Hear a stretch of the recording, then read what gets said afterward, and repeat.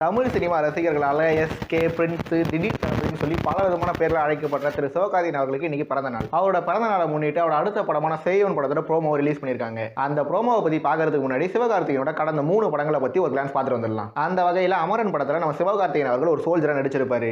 மதராசி படத்தில் மாலதின்னு ஒரு மெடிக்கல் பேஷனை நடிச்சிருப்பாரு. கடைசியா அந்த பராசக்தி படத்தில் நம்மால ஒரு இந்தி திருப்பி போராட நடிச்சிருப்பாரு.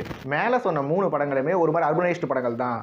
ஆனால் இந்த சேயோன் படத்தோட ப்ரோமோவை பார்க்கும்போது இது ரூரல் சப்ஜெக்டாக இருக்கலாம்ன்ற மாதிரி தான் கணிக்க முடியுது. இந்த சேயோன் படத்தை தாய் கிழவி படத்தை இயக்கியிருந்த சிவகுமார் முருகேசன் அவர்கள் தான் டைரக்ட் பண்ணியிருக்காரு. நம்ம எல்லாரும் நல்லாவே தெரியும். அடுத்த ரஜினிகாந்த் ஆகணும், அடுத்த விஜய் ஆகணும்ன்ற கனவுல இருக்க நம்ம சிவகார்த்திகேயன் அவர்கள் தன்னோட அடுத்த படத்துக்கு சிவகுமார் முருகேசன் அவர்களை டேரக்டரா தேர்ந்தெடுத்து ரொம்ப ஆச்சரியமான விஷயம் தான். ஏன்னா இயக்குனர் சிவகுமார் முருகேசன் அவர்கள் டைரக்ட் பண்ற 2வது படம் இந்த சேயோன். டான் பட இயக்குனர் சிபி சக்கரவர்த்தி தன்னோட 2வது படத்தில் ரஜினிகாந்த் இயக்கலாம்.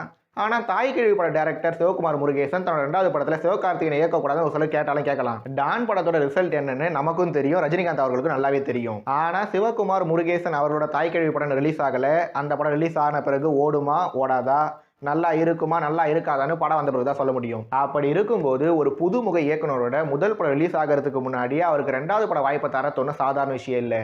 அதுவும் சிவகார்த்திகேயன் மாதிரி ஒரு பெரிய நடிகர் அந்த வாய்ப்பை அந்த இயக்குனர் கொடுத்துருக்காருன்னா அந்த இயக்குனர் மேலே நம்ம சிவகார்த்திகேயன் அவர்கள் எந்த அளவுக்கு நம்பிக்கை வச்சிருக்காருன்றதை நம்ம பார்க்கலாம்.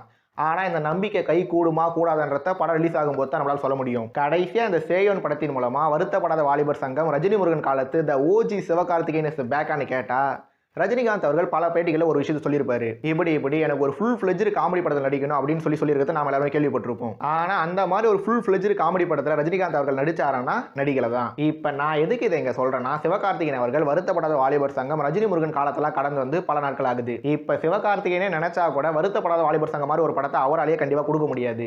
ஏன் எங்காலும் பிரின்ஸ் படத்தில் ஃபுல் ஃபிளெஜ்டில் காமெடி பண்ணலையான்னு சொல்லி ஒரு சிலர் கேட்டாலும் கேட்கலாம். அந்த படம் காமெடி உங்களுக்கு ஒர்க் அவுட் ஆகியிருந்தா ஓகே தான். அதனால சிவகார்த்திகேயன் அவர்களுக்கு பிறந்தநாள் வாழ்த்துக்களையும் அக்டோபர் 2026 ரிலீஸ் ஆக போற இந்த சேயோன் பட வெற்றி பெறும் வாழ்த்துவது மிஸ்டர் லோக்கல் ரசிகர் மன்றம்.